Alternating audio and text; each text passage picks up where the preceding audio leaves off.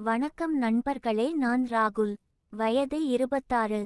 என் அப்பா அம்மா இருவரும் மலேசியா குடிமக்கள். நான் என் பள்ளி பருவம் காலேஜ் பருவம் மலேசியாவிலேயே கழித்தேன். எனக்கு போட்டோகிராபியில் ஆர்வம் அதிகம் என்பதால் நான் வட இந்தியாவில் ஒரு பிரபலமான கல்லூரியில் என்னுடைய முதுகலை படிப்பை முடித்து 2 மாதங்கள் ஆனது. இப்போது ஃப்ரீலான்சிங் செய்து கொண்டு என் புகைப்படங்களை கண்காட்சிகள், நாள், வார, மாத இதழ்கள் மற்றும் வெளிநாட்டு நிறுவனங்களுக்கும் விற்றும் வருகிறேன். இதனால் ஒரு நல்ல வருமானமும் நிம்மதியும் இருந்தது. மேலும் மலேசியா போல இல்லாமல் இந்தியா எனக்கு மிகவும் பிடித்திருந்தது. இதனால் இங்கேயே சிறிது காலம் தங்கி சில இடங்களுக்கு சென்று போட்டோக்கள் எடுக்கலாம் என முடிவு செய்தேன். இப்படி இருக்க என் பூர்வீக இடமான கொடைக்கானல் அருகில் இருக்கும் பூண்டியில் இருக்கும் எங்கள் பண்ணை வீட்டை சுற்றி பார்த்துவிட்டு இப்போது நிலைமை எப்படி இருக்கிறது என பார்த்து வருமாறு என் தந்தை என்னிடம் சொன்னார். நான் கடைசியாக 2008 இல் ஸ்கூல் படிக்கும்போது சென்றிருக்கிறேன். அது நல்ல பெரிய தோட்டம் கொண்ட பண்ணை வீடு என்பது மட்டுமே எனக்கு ஞாபகம் இருந்தது. என் தந்தை என்னிடம் அந்த வீட்டை பராமரிக்கும் நபரின் அலைபேசி எண்ணை அனுப்பி வைத்தார். நான் வட இந்தியாவில் இருந்து புறப்பட்டேன். என் பயணம் இதற்கானது மட்டும் அல்ல. ஒரு 6 மாதங்கள் தென் இந்தியாவின் அழகை பார்க்கவும் புகைப்படங்கள் எடுக்கவும் தான். விமானத்தில் கோவை அடைந்தேன். பின் காரில் எங்கள் வீடு தேடி புறப்பட்டேன். பூண்டி அடைந்ததும் என் தந்தை கொடுத்த எண்ணை அழைத்தேன். அது ஒரு பெண் குரல். என்னை பற்றியும் நான் எதற்காக வந்திருக்கிறேன் என்பது பற்றியும் சொன்னேன். அவள் சந்தோஷமாக பேசினாள். அவள் டிரைவருக்கு சரியாக வழி சொல்லி சுமார் 15 நிமிடத்தில் எங்கள் பூர்வீக வீட்டிற்கு வந்தேன். மலைக்கிராமம் என்பதால் தெருக்கள் முழுவதும் வீடுகள் என்பதெல்லாம் இங்கே கிடையாது. வீடுகள் அனைத்தும் நல்ல இடைவெளி விட்டு இருந்தன. எங்கள் வீடு மற்ற வீடுகளை விட தூரமாக மேலே இருந்தது. வாசலில் அவள் எனக்காக காத்திருந்தாள். என்னை வரவேற்று என் பைகளை தூக்கி வீட்டுக்குள் சென்றாள். வீடு நல்ல பெரியதாக இருந்தது. வீட்டிற்கு முன் சிறிய தோட்டமும் ஒரு 30 அடி நடைபாதையும் இருந்தது. வீட்டிற்கு நடுவில் முற்றம். கொல்லைப்புறத்தில் மிக பெரிய தோட்டம் இருந்தது. அதில் மாமரம் முதல் பலா வரை பல வகை மரங்கள் இருந்தன. கொல்லை தோட்டம் அல்ல, அதுவே ஒரு தோப்பு போல இருந்தது. அனைத்தும் சுற்றி பார்க்க கண்டிப்பாக 2 நாள் தேவைப்படும். ஆனால் அனைத்தையும் நன்றாக பராமரித்து வைத்திருந்தாள் அந்த ஆண்டி. அவளை கவனித்தேன். சுமார் 35 முதல் 38 வயது இருக்கும். நல்ல அழகாக இருந்தாள். என்னை விட கொஞ்சம் தான் குள்ளம். குண்டாக இல்லை. நூல் சேலை அணிந்திருந்தாள். நான், ரொம்ப தேங்க்ஸ் ஆண்டி. அவள், ஏன்பா? நான், இல்ல, ரொம்ப சுத்தமா வச்சிருக்கீங்க. இவளோ வருஷம் ஆனாலும் பழைய வீடு மாதிரி தெரியல அதான். அவள், அதனால என்னப்பா? உங்க வீட்டால வர வருமானம் வச்சி தான் எங்க வீட்டுல நல்லா இருக்கும். அதுவும் இல்லாம கொள்ளைல காய்கிறது. உங்க அம்மா அப்பா கணக்கு கேட்காம என்னையே பார்த்து எடுத்துக்க சொல்லிட்டாங்க. நான் தான் உங்களுக்கு நன்றி சொல்லணும் என்று சிரித்தாள். நான், சரி சரி ஆண்டி. என் பேரு ராகுல் என்று அறிமுகம் ஆனேன். என் படிப்பு போட்டோகிராபி பற்றி சொன்னேன். அனைத்தையும் கேட்டுக்கொண்டாள். அவள், என் பேரு தேன்மொழி. என் வீடு ஒரு 15 நிமிஷம் தூரத்துல தான் இருக்கு. நீங்க இங்க இருக்குற வர நானே சாப்பாடு எடுத்துட்டு வரேன் என்றாள். நான், ரொம்ப தேங்க்ஸ் ஆண்டி. வீடு கொள்ளைலாம் யாரு சுத்தம் பண்றது? தேன்மொழி, நான் தான் பா. டெய்லி வந்து கூட்டி பெருக்கி சுத்தம் பண்ணி பாம்பு பூரான் ஏதாவது வந்துடாம பார்த்துட்டு இருக்கேன். என் கூட பக்கத்து வீட்டு பொண்ணு ஒருத்தி அப்பப்போ வருவா எனக்கு துணையா. ஒரு நாள் வராலனா கூட ஏதாவது பூச்சி பட்டு வந்துடுது என்றாள். நான், சரி ஆண்டி. தேன்மொழி, ஆண்டிலாம் கூப்பிடாதீங்க. சும்மா அக்கான்னு கூப்பிடுங்க. அந்த பொண்ணே என்ன அப்படி தான் கூப்பிடுவா. நான் சிரித்துவிட்டு சரி அக்கா என்றேன். மாலை 5 ஆனது. அக்கா எனக்கு உணவு செய்து எடுத்து வர அவள் வீட்டிற்கு சென்றாள். நான் குளிப்பதற்காக குளியலறை தேடினேன். பழைய வீடு என்பதால் குளியலறை கொல்லை புறத்தில் இருந்தது. ஆனால் அதுவும் ரொம்ப வருடம் ஆகி யாரும் பயன்படுத்தாத காரணத்தால் உள்ளே சென்று குளிக்கும் அளவுக்கு இல்லை. கொல்லையில் இருந்த கிணற்றில் வாளி இருந்தது. கழிப்பறை பார்த்தேன், அது நல்ல முறையில் இருந்தது. இவ்வளவு பெரிய வீட்டில் இந்த தனிமையும் இயற்கையும் எனக்கு பிடித்திருந்தது. நான் கிணற்றடியில் இதுவரை குளித்ததில்லை. எனவே நான் சந்தோஷமாக என் உடைகளை களைந்து கிணற்றடியில் குளித்தேன்.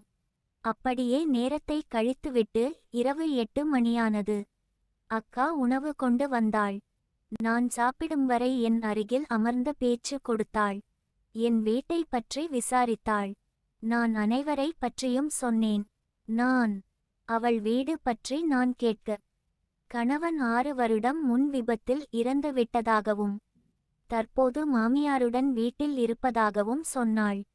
இதனால் தான் எங்கள் வீட்டையும் கொல்லை புறத்தோட்டத்தையும் பராமரித்து அதிலிருந்து வரும் வருமானம் அவளுக்கு அவ்வளவு முக்கியம் என சொன்னாள். நான் ஒன்றும் சொல்லாமல் கேட்டுக்கொண்டேன்.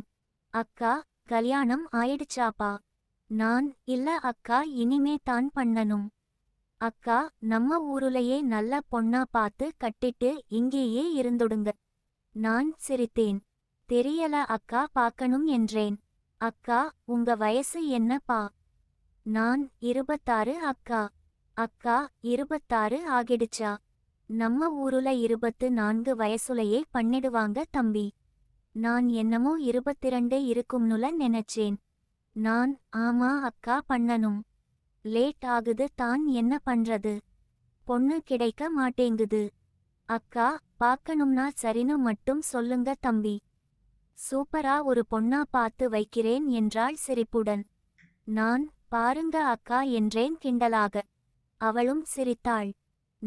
உங்க வயசு என்னக்கா? அக்கா, எனக்கு 36 ஆகுதுப்பா. ஏன் பார்த்தா எப்படி தெரியுது என்று லேசாக நெஞ்சை நிமிர்த்தி சிரிப்புடன் கேட்டாள். பார்த்தாலும் 36 மாதிரி தான்கா தெரியுது என்றேன். இருவரும் சிரித்து பேசிவிட்டு நான் சாப்பிட்டு முடித்தவுடன் பாத்திரங்களை கொல்லை கிணற்றில் கழுவிட்டு அவள் புறப்பட்டாள். அக்கா, நாளைக்கு வரேன்பா. சரிக்கா. அக்கா எனக்காக சுத்தப்படுத்தி வைத்திருந்த அறையில் தூங்கினேன். களைப்பில் காலை 10 மணிக்கு எழுந்து குளிக்க கொல்லை சென்றேன். கொல்லையில் கிணற்று பக்கத்தில் தேன்மொழி அக்கா பெருக்கிக் கொண்டு இருந்தாள். அவள் அருகே ஒரு இளம் வயது பெண் ஒருத்தியும் வேலை செய்து கொண்டு இருந்தாள். அக்கா என்னை பார்த்ததும், அக்கா, வாங்க தம்பி, விடிஞ்சிடுச்சா? ரொம்ப களைப்பா இருந்துச்சு இக்கா, அதான் தூங்கிட்டேன் என்றேன். அக்கா, சாப்பாடு வீட்டுக்குள்ள வச்சிருக்கேன்பா, குளிச்சிட்டு சாப்பிடுங்க. இது தான் கயலு, என் பக்கத்து வீட்டு பொண்ணு. அப்பப்போ எனக்கு துணையா வந்து வேலை பார்த்து குடுப்பா. அவள் பார்க்க காலேஜ் பெண் போல இருந்தாள். மிக ஒல்லியான உடல். அக்காவை விட குள்ளமாக இருந்தாள். ரொம்ப கூச்ச சுபாவம் கொண்டவள் போல. தலையை குனிந்தபடி இருந்தாள். ஹாய் கயல். கயல், ஹை. அக்கா, அவ்ளோதான் தம்பி பேசுவா. ரொம்ப கூச்சம் என்று சிரித்தாள். அக்கா, இங்க எங்க குளிக்கிறது? பாத்ரூம் ரொம்ப மோசமா இருக்கு. அக்கா, இங்க குளிங்க தம்பி. உங்க வீடு தான, நீங்க எங்க வேணாலும் குளிக்கலாம். இங்கயா என்றேன். அக்கா, கூச்சப்படாதீங்க தம்பி. இல்லக்கா, வெளிய குளிச்சது கிடையாது என்றேன். அக்கா, அட பழகிக்கோங்க. இதுல என்ன இருக்கு, ஆம்பள பையனுக்கு என்ன வெக்கம்? வெக்கம்லாம் படல அக்கா. சரி, குளிக்கிறேன் என்றேன். வீட்டிற்கு உள்ளே சென்று என் உடைகளை கழற்றிவிட்டு முட்டி வரை ஒரு துண்டை கட்டிக்கொண்டு வந்தேன். சற்று தூரத்தில் அக்காவும் கயலும் பெருக்கிக் கொண்டு இருக்க நான் கிணற்றடியில் குளித்தேன். அப்போது தான் கவனித்தேன். கயல் ஒரு சுடிதார் ஷால் இல்லாமல் அணிந்திருந்தாள். ஆனால் அக்கா தான் புடவையை பாவாடையுடன் சேர்த்து மேலே தூக்கி இடுப்பில் சொருகி இருந்தாள். குளித்து முடித்ததும் வேறு துண்டு கட்டிக்கொண்டு வீட்டிற்கு உள்ளே போக, அக்கா, இருங்க தம்பி, நான் வந்து பரிமாறுறேன். இல்ல வேணா அக்கா. அக்கா, அடியே கயலு, வாடி என்று கயலையும் கூட்டி வந்தாள். இந்த கூச்சத்தில் நான் துண்டுடன் உடை மாற்ற மறந்தேன். அப்படியே அக்கா என் கையை பிடித்து உட்கார வைத்து கயலை சாப்பாடு கூடையை எடுத்து வரும் படி சொன்னாள். நான் துண்டுடன் கீழே உட்கார. கண்டிப்பாக தேன்மொழி அக்கா இதை பார்த்திருப்பாள். நான் உடனே துண்டை சரி செய்தேன். நான் மறைத்ததை பார்த்து அக்கா சிரித்தாள். அக்கா, ரொம்ப வெட்கப்படாதீங்க, நல்லா சாப்பிடுங்க, ரொம்ப ஒல்லியா இருக்கீங்க என்றாள். சாப்பாட்டு கூடையை எடுத்து வந்து கொடுத்துவிட்டு கயல் வெளியே சென்றாள். எனக்கு வெட்கமாக இருந்தது. மணி 11 போல அன்று வேலை முடிந்தது. அக்காவும் கயலும் சென்றனர். மதியம் இரவு உணவை கயல் வீட்டு கேட் வரை கொண்டு வந்து கொடுத்தாள். மறுநாள் காலை எழுந்து நான் குளிக்க சென்றேன். கயலை காணவில்லை. தேன்மொழி அக்கா மட்டும் தூரத்தில் வேலை செய்து கொண்டு இருந்தாள். அப்போது பெருக்கிக் கொண்டிருந்த அக்கா என்னை பார்த்து பேசிக்கொண்டே நடந்து வர, அவள் அருகே வர வர அதைவிட அதிர்ச்சி. அன்றும் கிணற்றடியில் குளித்தேன். அன்றும் துண்டுடன் நான் சாப்பிட அமர்ந்தேன். அன்று நேற்றை விட நன்றாக தெரிந்தது. தேன்மொழி அக்கா பார்க்கட்டும் என விட்டுவிட்டேன். அவளும் வேண்டும் என்றே செய்வது போல நீண்ட நேரம் குனிந்தபடியே நின்று எனக்கு பரிமாறிக்கொண்டே இருந்தாள். ஒரு வழியாக நான் சாப்பிட்டு எழுந்தேன். நான் அப்படியே சென்று கையை கழுவிட்டு உடைகளை மாற்றினேன். மதிய மற்றும் இரவு உணவுகள் வேறு ஆட்களிடம் கொடுத்து அனுப்புவதாகவும், அந்நேரங்களில் தான் வயதான மாமியாருடன் உதவிக்கு வீட்டில் இருக்க வேண்டும் என்றும் சொன்னாள். நான் சரி அக்கா, பரவாயில்லை என்றேன். மறுநாள் காலை நான் சீக்கிரமாக எழுந்து அவளுக்காக காத்திருந்தேன். நான் என் வீட்டு வாசலை ரூம் ஜன்னல் வழியாக பார்த்து கொண்டு இருந்தேன். சரியாக காலை 9 மணிக்கு தேன்மொழி அக்கா வந்தாள். வீட்டு காம்பவுண்டுக்குள் வந்து கேட்டை சாற்றிய அவள் காம்பவுண்டுக்குள் மறந்த சுவரை பார்த்தபடி நின்றாள். வெளியே இருந்து யாரும் பார்க்க முடியாதது போல நின்றாள். ஆனால் ஜன்னலில் இருந்து பார்க்கும் எனக்கு நன்றாக தெரிந்தது. ஒன்றும் தெரியாதது போல வீட்டை சுற்றி கொள்ளை புறம் சென்றாள். நான் என் அறையில் தூங்குவது போல நடித்தேன். அவள் சமையலறையில் உணவு கூடையை வைத்துவிட்டு மீண்டும் கொள்ளை பக்கம் செல்லும் சத்தம் கேட்டது. அவள் வேண்டும் என்றே என்னை மயக்கத்தான் இப்படி செய்கிறாள் என்பதை அப்போது நான் புரிந்து கொண்டேன். கயலும் வராததால் நானும் இப்போது விளையாட நினைத்தேன். என்னை பார்த்த தேன்மொழி அக்கா தூரத்திலிருந்து நடந்து வந்தாள். இன்று நான் எதிர்பார்த்ததை விட படுமோசம். கரும்பச்சை நிற நூல் சேலை. நான் நிற்பதை பார்த்து ஒன்றுமே சொல்லாமல் வழக்கம் போல பேசினாள். அக்கா, என்னப்பா முழிச்சிடிங்க போல, குளிச்சிட்டு சாப்பிட வாங்க. நான் சரி அக்கா என்று லேசாக நெளிந்தேன். நான் குளிக்க தேன்மொழி அக்கா என் முன்னே குத்தவைத்து பெருக்கினாள். நான் பார்ப்பதை பார்த்தும் பார்க்காதது போல கவனித்தாள் தேன்மொழி அக்கா. பின் எனக்கு வாளியில் தண்ணீர் தீர்ந்து போக நான் கிணற்றில் இருந்து நீர் இறைக்க கயிறை எடுத்தேன். உடனே தேன்மொழி அக்கா எழுந்து என் முன்னே மிக அருகில் வந்து நின்று, அக்கா குடுங்க, நான் நீர் இறக்கிறேன். நான் இல்ல பரவால்லகா. அக்கா, அட குடுங்க பா என்று கயிறை வாங்கி வாளியை கிணற்றுக்குள் போட்டாள். நீரை மேலே இழுத்து ஒரு வாளி ஊற்றி மீண்டும் 2ஆம் முறை நீரை எடுத்து வாளியை பிடிக்கும்போது தவறி முழு வாளி தண்ணியும் தேன்மொழி அக்கா மீது கொட்டியது. உடல் முழுவதும் நனைந்து அனைத்தும் ஈரமானது. நான் ஐயோ, என்னக்கா, உங்களுக்கு எதுக்கு இந்த சிரமம்? அக்கா, இதுல என்னப்பா இருக்கு, சேலை மட்டும் தான் நனைஞ்சிருக்கு. அப்படி மரத்துல காய போட்டா 10 நிமிஷத்துல காஞ்சிடும் என்று இருந்த சேலையை முழுவதும் பின்னே திரும்பி நடந்த மரத்தை நோக்கி சென்றாள். மரத்தில் சேலையை காய போட்டுவிட்டு என்னை நோக்கி மீண்டும் வர வெட்கமே இல்லாமல் நடந்து வந்த அவள் என்னை பார்த்து, வாங்க தம்பி சாப்பிடுங்க என்று கூப்பிட்டாள்.